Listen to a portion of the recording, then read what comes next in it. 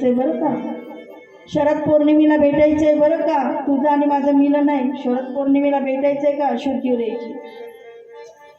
एक वृद्ध गोपीबाईची माझी सून बेशुद्ध पडली, कानाने कानमंत्र दिला, ही शुद्धीवर आली.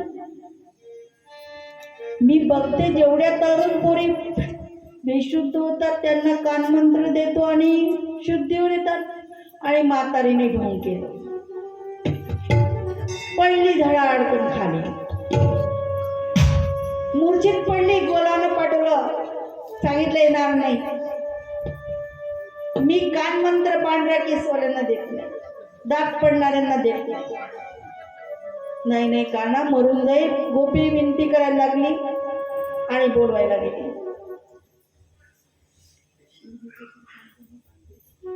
आणि इकडे काळ्या बोलावर गेले आणि आली कानाला काही गोपाल आले. भूत लागला, भूत लागला, भूत लागला, डोक्यावर भूत सवार झाला, भूत सवार झाला, काठी आणा, काठी आणा. आता ही ऐकून राहिली, कानमंत्र देत नाही, भूत आहे. आता ही मूर्छित पडलीच नव्हती. काठी दिली, काठी मारली, लागली तशी उठली. भूत नाही, भूत नाही, भूत नाही, मी नाटक करत होती, मी मूर्छित पडलीच नाही. नाही डबल भूत बोलला मारायला. आणि म्हणतात नाही नाही नाही नाही काना, मी नाटक करतो, तुम्हाला काही भूत भीत नाही, ढोंग करायची. आणि शरद पौर्णिमेची वाट पाहताय. रासलीलेमध्ये तुम्ही रासलीलेचा आनंद घ्यायचा तुम्हाला. भाव रासलीलेमध्ये म्हणजे जीवाचं आणि शिवाचं मिलन नाही, स्त्री आणि पुरुषाचं नाही. आणि इकडे शरद पौर्णिमेची वाट पाहून राहिल्या. त्यांनी शरद पौर्णिमेचा दिवस झाला, त्या दिवशी वाट बघतात कधी बंसी वाजेल. इकडे माता पार्वती श्रृंगार करून राहिले, देवी श्रृंगार करून राहिल्या. शिवजी विचारतात देवी कुठे चालल्या, देवी कुठे निघालात तुम्ही. म्हणतात आज रासलीलेमध्ये जायचंय. रासलीलेमध्ये हो मी येणार. नाही नाही नाही नाही, तिथं फक्त स्त्रियाला एंट्री आहे, पुरुषाला नाही. देवी पार्लरवाली बोलवा तुमची, माझ्या दाढी मिशा काढा, पण मला न्या, मला सोबत न्या तुमच्या, मी स्त्री बनतो पण मला यायचंय. शिवजी काही मानत नाही. शिवजीनं साडी घातली, सुंदर त्या जेटांचा श्रृंगार केला, स्त्री बनला देव. आणि शिवजी माता पार्वती सोबत वृंदावनामध्ये येतात.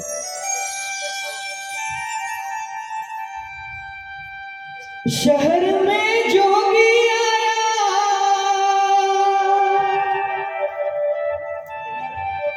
शहर में जोगी आया, भेद कोई समझ न पाया, सबसे बड़ा है तेरा नाम, तेरा नाम भोलेनाथ, भोलेनाथ, भोलेनाथ, भोलेनाथ, भोलेनाथ, भोलेनाथ.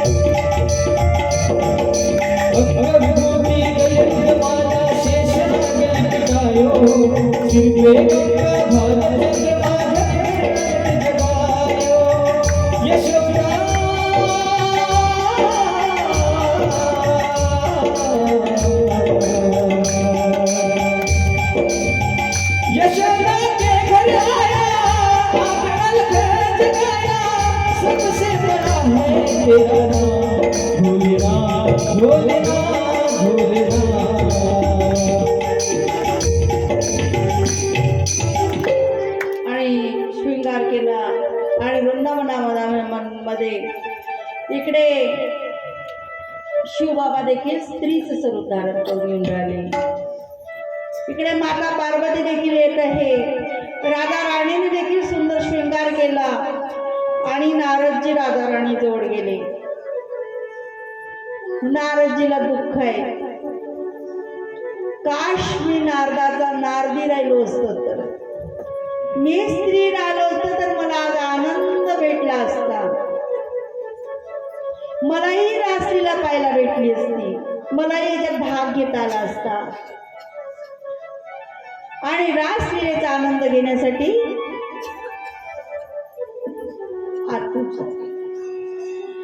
तेव्हा नारदजीच्या चेहऱ्यावर उदासीनता पाहिली. राधा राणी विचारते, काय झालं नारदजी? तेव्हा सांगितलं, देवी मला रासलीला पाहता येत नाही, मी पुरुष आहे, पुरुषाला एंट्री नाही, सगळ्या स्त्रिया आहे तिथे. आणि त्यावेळेस ठरलं ठीक आहे.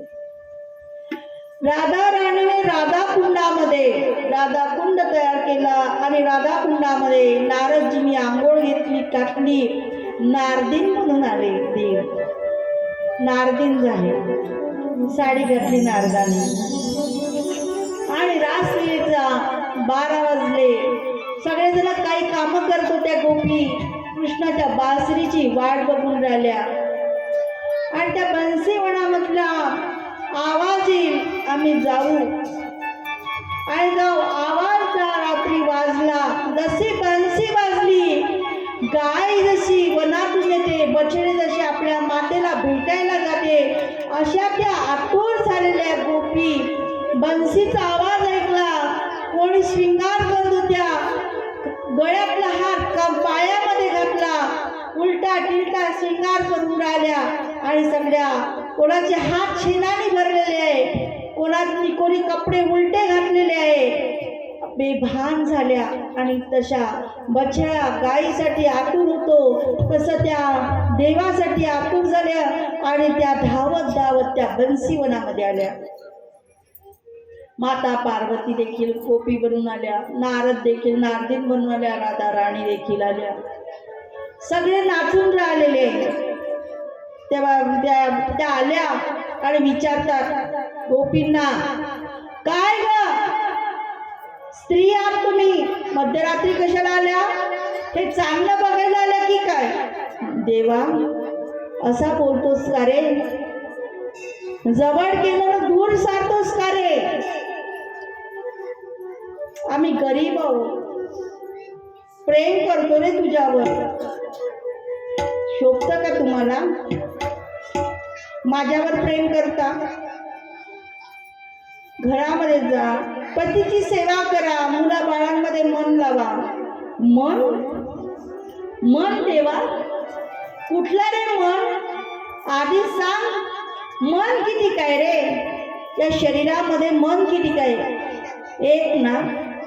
हे एक मन तर तुला दिलं, आता मन कसं लागेल रे आमचं? तू आमचं चित्त चोरलं, आता आम्ही कुठे जाऊ? आम्हाला घरदार नाही, आम्ही सगळं सोडून आलो रे तुझ्यासाठी. आणि तू आता आम्हाला असा बोलतोस स्त्रीने मध्यरात्री घरातून निघू नये? कुठलं घर रे? तू आम्हाला घरात राहणे योग्य ठेवलं तरी का? आमचं मन घरात कुठे आहे रे? सगळं तू चोरलेलं आहे, आमचं चित्त तू चोरलेलं आहे, तू चोर आहेस. देव म्हणतो ठीक आहे, मग मी चोर आहे, मग चोराची संगत करता कशाला? कन्हैया असा बोलतोस बाबा? आणि विनंती करायला लागल्या, काय इच्छा आहे सांगा. सांगितलं, आम्हाला तू भेटावा, तू आमच्या जवळ राहावा, तू आमचा व्हावा, अशी इच्छा आहे रे. आम्हाला तू तुझं म्हणावं ही इच्छा आहे रे. आणि देवाने त्यावेळेस आपलं स्वरूप धारण केलं. प्रत्येक गोपीची इच्छा होती देवाने मला माझं म्हणावं, माझं बनून राहावं. आणि देवाने त्यांची इच्छा प्रगट केलेली, पूर्ण केली. प्रत्येकी सोबत काना झाला आणि तिथे नाचायला लागलेली आहे. रासलीला सुरू झाली आहे देवाची. सावली सूरत पे मोहन दिल दीवाना हो गया. सावली सूरत पे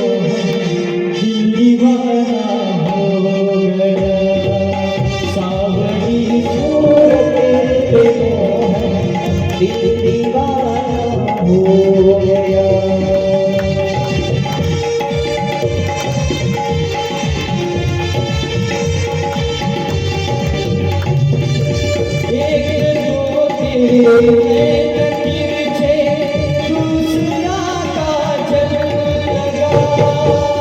एक तो तेरे नैन तिरछे दूसरा काजल लगा। एक तो तेरे नैन तिरछे दूसरा काजल लगा। तीसरा तेरा मुस्कुराना दीवाना हो गया। सावली सूरत पे मोहन दीवाना हो गया।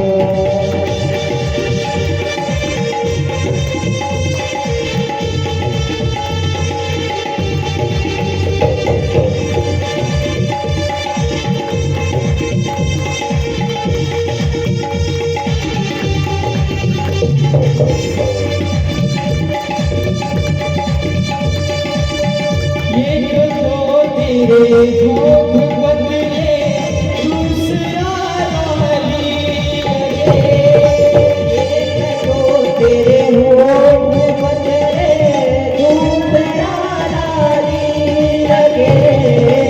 एक तो तेरे होठ बदले दूसरा लाली लगे। तीसरा तेरा मुस्कुराना दीवाना हो गया। सावली सूरत पे मोहन दीवाना हो गया।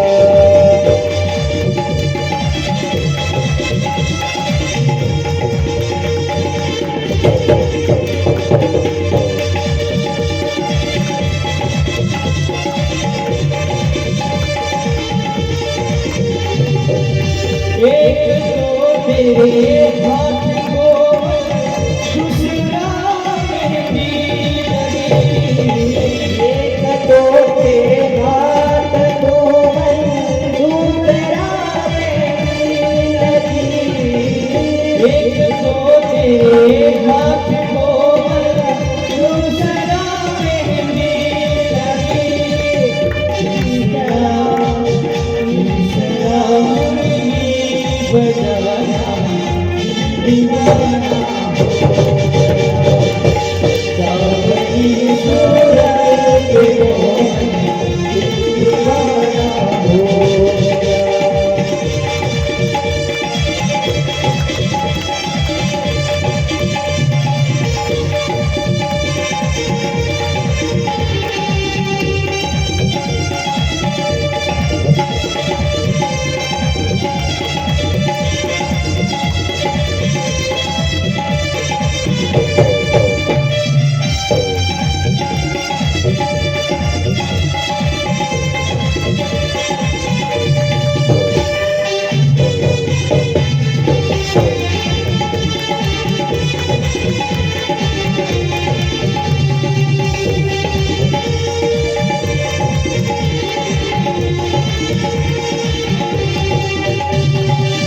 एक तो तेरे पावना जुग दूसरा पायल बनी।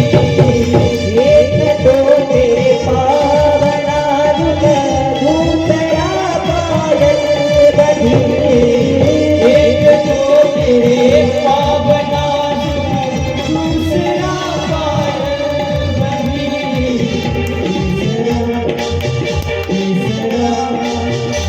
तीसरा घुंघरू बजाना दीवाना हो गया।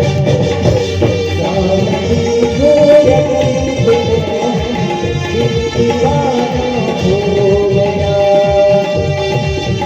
सूरत पे मोहन दीवाना हो गया। सावली सूरत पे मोहन दीवाना हो गया।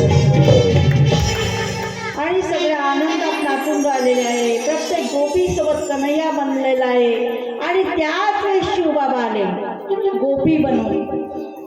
राधा राणी सोबत भगवान रासलीला करत आहे, नाचत आहे, गरबा करून राहिले आणि त्यावेळेस राधेला सोडलं आणि मोठी संबोधित केलं, बडी गोपी.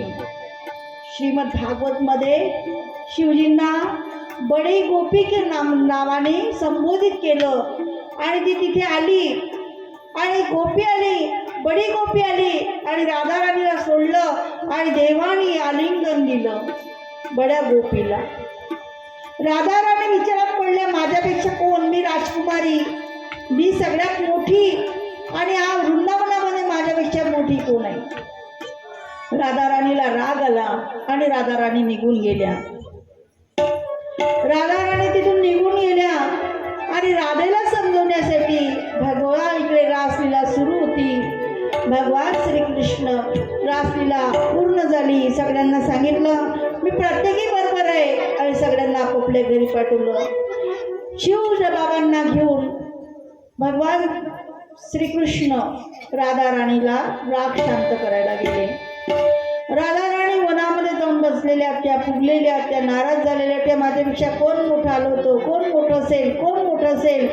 आणि त्यावेळेस सांगितलं, राधेला नाराजगी दूर केली. राधे, ही बडी गोपी म्हणजे कोणी सर्वसाधारण नारी नाही आहे, ही बडी गोपी म्हणजे शिवबाबा आहे. म्हणून वृंदावनामध्ये एकच शिवबाबाचं मंदिर आहे, महादेवाचं मंदिर एकच आहे. आणि त्यावेळेस तिथे शिवानी दर्शन घेतलं. वृंदावनामध्ये राधाराणी आणि शिवबाबा तर सांगितलं, ही बडी गोपी कोणी नाही, ही भगवान भोलेनाथ आहे. हे देवादिदेव महादेव आहे, माझ्यापेक्षा मोठे आहे, यांचा मान मोठा आहे, म्हणून बडी गोपीच्या नावाने संबोधित केलं. आणि इकडे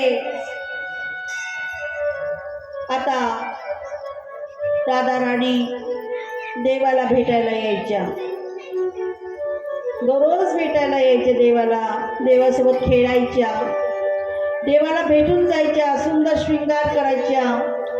आणि आज राधाराणीने सुंदर शृंगार केला, मोत्याचा हार घातला, महागाचे मोती, महागडे मोती, सगळे किमती मोती, सुंदर हार घातला, मोत्याचा शृंगार होता आज राधाराणीचा.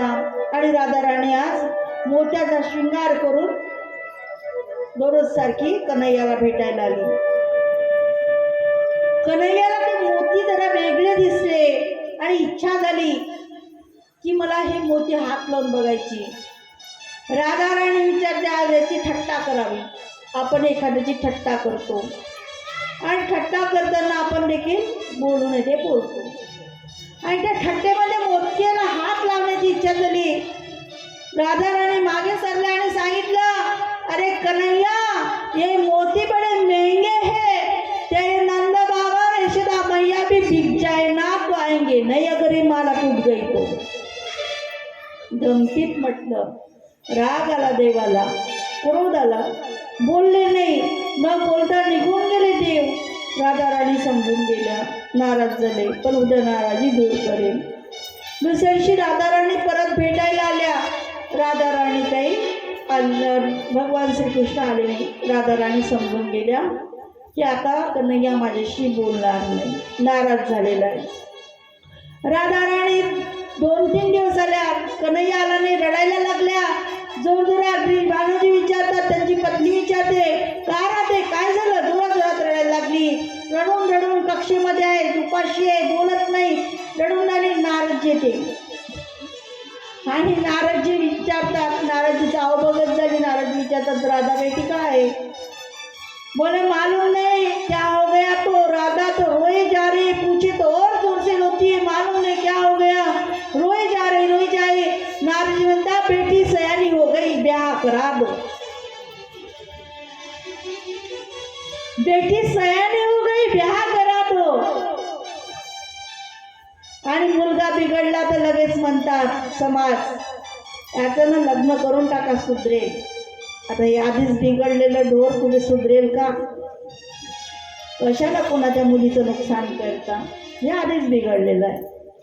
मुलगा जर बिघडला तर म्हणतात त्याचं लग्न करा, सुधरून जाईल, बायको येईल का, प्रपंचात लागेल, सुधरेल, जबाबदारी पडेल तर.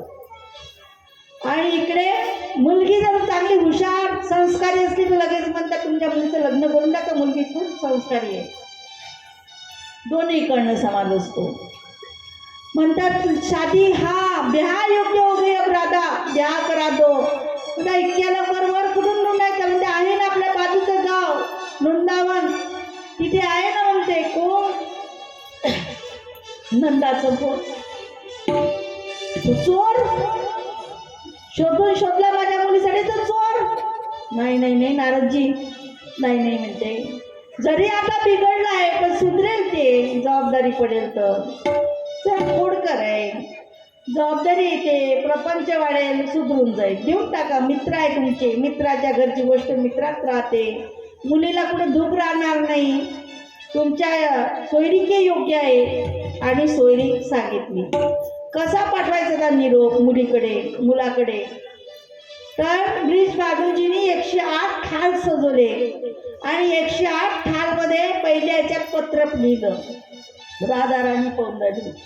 एकाच्यात मोती जवाहरात हिरे सगळे 108 थालमध्ये मिठाया हे ते सगळं भरलं आणि त्याच्यावर पडदे टाकले आणि ब्रिज बानूच्याकडून वृंदावनामध्ये पाठवले. कन्हैयाने पाहिलं, पत्र वाचलं आणि नंद बाबा म्हणतात ठीकच आहे, मुलगी घरची आहे, संस्कारी आहे, आपलं बिघडलेलं आहे, सुधरवेल, मुलगी पसंत आहे. आणि पडदे खोलायला लागले मोर आणि एक एक करून सगळं तिजोरीमध्ये त्या दासांच्या हाताने ठेवायला लागले. शिपायांना सांगितलं ठेवून द्या बाबा. रिकामे करून राहिले 108 थाल, त्याच्यात काहीतरी पाठवावं लागेल ना. त्या 108 थालमध्ये कोणी जर वाटीत भाजी दिली तर त्या वाटी खाली देणं योग्य नाही, त्यात भाजी द्यावंच लागेल ना. आता काय पाठवावं विचारात पडले नंद बाबा. आता भेट वस्तू आता काय पाठवली 108 थालमध्ये? आणि एक एक खाली करून आले. हे फिरून राहिलं तिथं, लक्ष गेलं शेवटच्या थालवर मोत्याने भरलेला मोती दिसले. देव तिथे फिरफिर झाला, 2 मुठ्ठी मोती उचलले आणि अंगणात पाठीमागे देऊन फेकून दिले. आणि इकडे नंद बाबा विचारत आहे, खाली पाहिलं मोती कमी आहे, मोती कमी झाले. मोती कमी जर शिपाई विचारला, मोती कुठे गेले? आता महागडे मोती आहे, ओरिजिनल मोती आहे. मोती घेतले कोणी? ते म्हणतात बाबा आम्ही तर खाली करून राहिलो, एक एक थाल एक एक थाल, आम्हाला काय माहित तुम्ही कुठे गेले. तर लाला दिसला. लाला ए लल्ला, त्यातले मोती घेतले का? हो. काय केलेले मोती? खेती करने के लिए. खेती? हाँ बाबा मैंने खेती की मोती की. आणि काय पाठवावं? पाठीमागच्या अंगणामध्ये मोत्याचे अंगुरासारखे झुपके आणि 108 थालमध्ये सांगितलं हे मोती पाठवा. 108 थालमध्ये मोती पाठवले. राधाराणी समजून घे, थाल आले, पडदा खुलला. 1 2 3 20 बाजूजीने राधाराणी समजून गेल्या. नाराज झाला की आता काही देव आपल्यासोबत ब्याह करणार नाही. देवाने मोत्याचं उत्तर दिलं. तो त्यांना राग आला की तेरे नंद बाबा रेशदा मैया भी बिक जाए तो मोती नाही, इतके मौल्यवान मोती आहे. त्यांनी सांगितलं तुझ्यापेक्षा आम्ही काही कमी नाही, घे मोतीच मोती. आणि महालामध्ये राधाराणी रडायला लागल्या.